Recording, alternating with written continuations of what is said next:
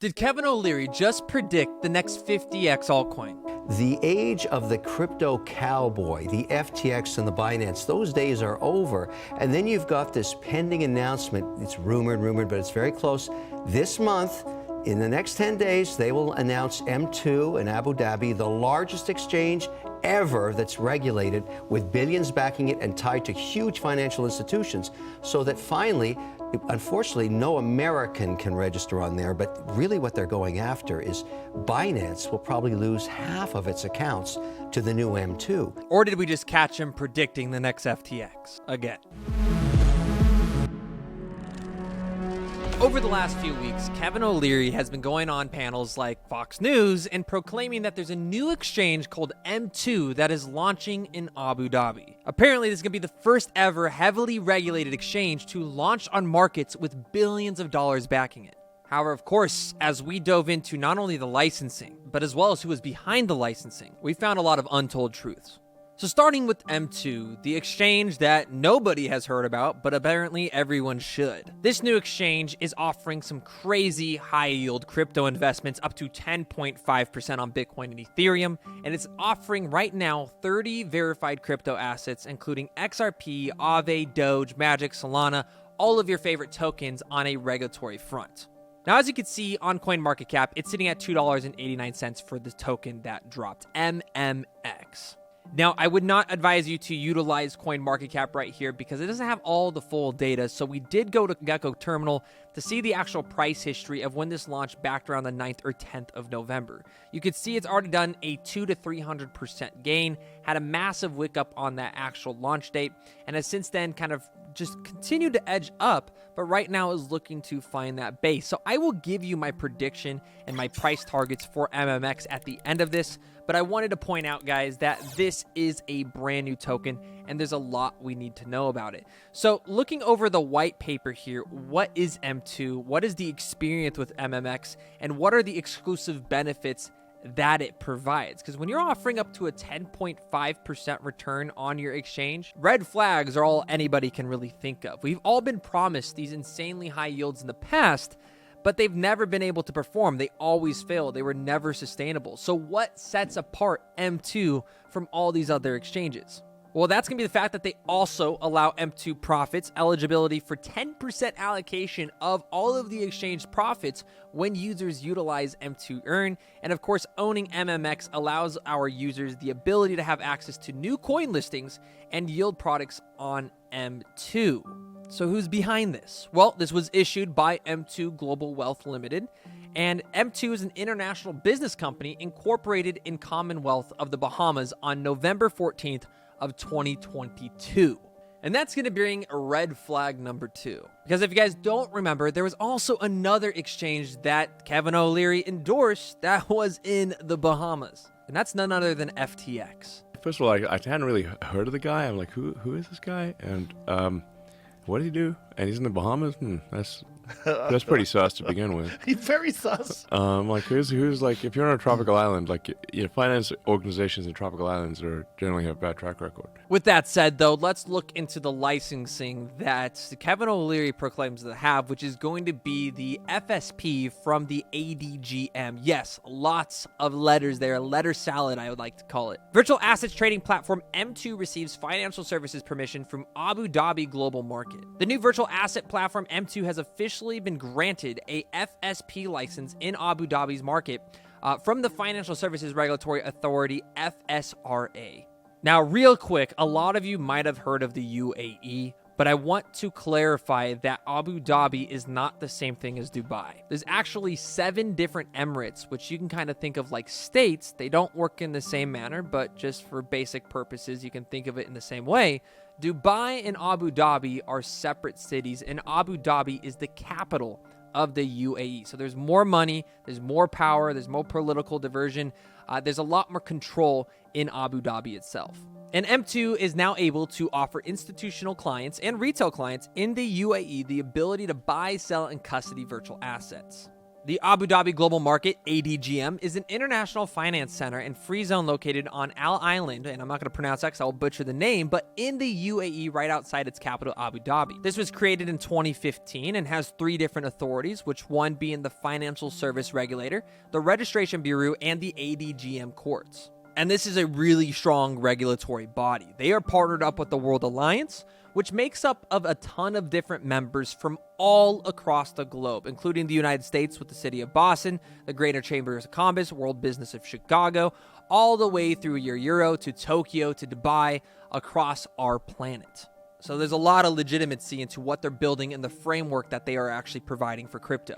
Now, the CEO of the ADGM said that we are delighted to welcome M2 to ADGM's international virtual asset community, further solidifying ADGM's position as a leading international financial center and a catalyst for business expansion, which they have grown by over 10 times in just the last few years. So the licensing is real for M2 Exchange. It is launching with a heavily backed regulatory body.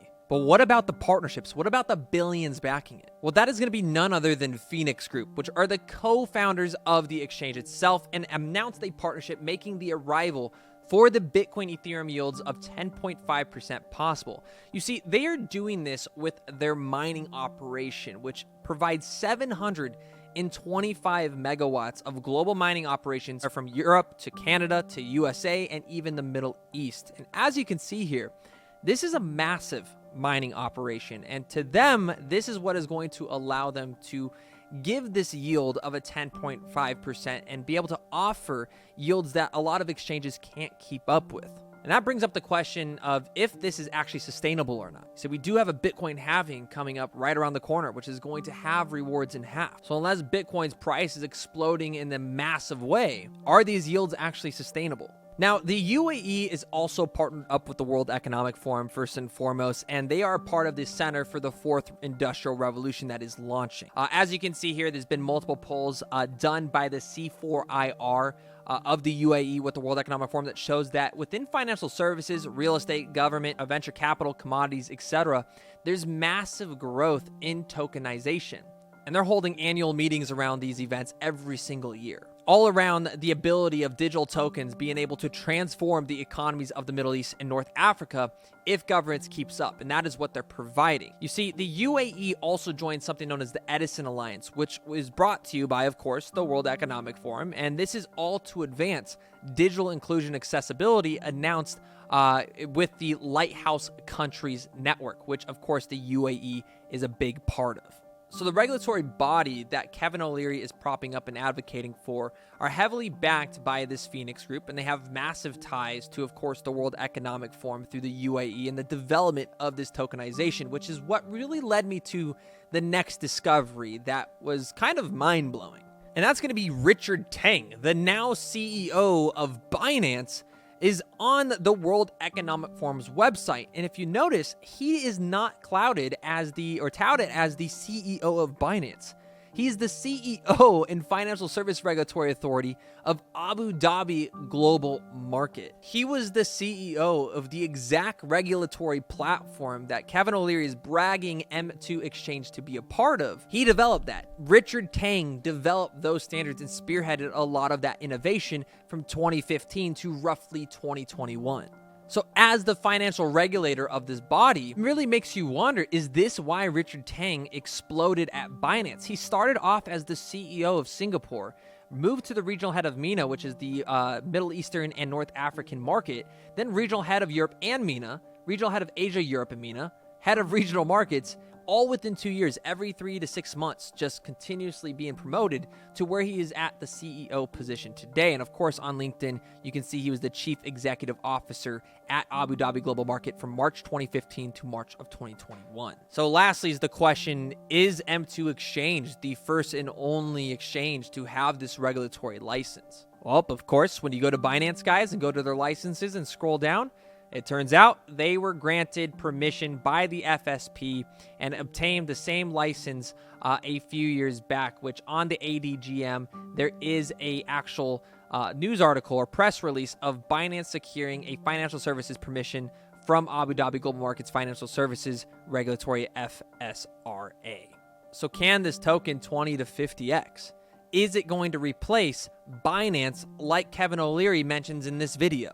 Binance will probably lose half of its accounts to the new M2 because now you can go off something that the SEC is suing and go onto a compliant exchange that's backed by billions of dollars and huge financial institutions. That's got to be a huge plus for crypto. And that's where I think Kevin O'Leary is half correct and is pulling a massive marketing card. I don't know if he is a spokesperson or an investor. That isn't necessarily disclosed all the way. But the reality is, can M2 actually obtain half of the customer basis from Binance? We're talking tens of billions of dollars. And right now, sitting at a market cap of roughly 400 to 500 million, that would mean even to see a $10 billion market cap, that is a 20x as itself. Putting it at Binance would be a 60x from where the price action is today. And seeing Richard Teng, the person who developed the regulatory framework of the ADGM, which is what is working with the M2 exchange, now spearhead and lead Binance as CEO. Well, if anybody can pull Binance out of the woodworks and from the gutter and make them compliant again, it would be Richard Teng. He is the one with the direct connections to the WEF and these regulatory bodies. So with that said, MX does look like it can actually obtain some pretty decent price movement to the upside, but I wanted to be expecting that 20x. But let me know in the comments, do you believe MMX and the M2 exchange is going to topple Binance? Or is this simply just the next FTX, and is Kevin O'Leary going to just look dumb once again?